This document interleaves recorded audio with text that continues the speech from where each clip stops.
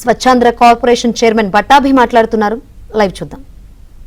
ఇంకా ఎక్కువ మందిని ఈ పథకంలోకి తీసుకొచ్చి ఇచ్చేటటువంటి లబ్ధిని కూడా పెంచుకుంటూ పోతున్నాం. కానీ ఒక్కసారి గత ప్రభుత్వం గొడ్డలి పార్టీ ప్రభుత్వం యొక్క ట్రాక్ రికార్డు కూడా మనం చూడాలి. ప్రతి సంవత్సరం కూడా కోతలు పెట్టడమే వాళ్ళ పని. 2019-20లో 6,349 కోట్ల రూపాయల నిధులు ఆ రోజున అమ్మఒడి పేరుతో వాళ్ళు జమ చేస్తే, ఆ తర్వాత 2020-21కి వచ్చేసరికి 6,349 కాస్త 6,228 పడిపోయింది.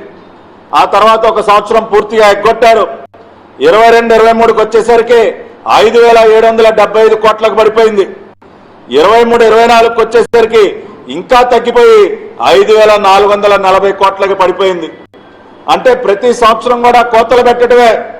2019-20లో 6,349 కోట్ల రూపాయలు విడుదల చేసినటువంటి ఆనాటి గొడ్డలి పార్టీ ప్రభుత్వం 2023-24కి వచ్చేసరికి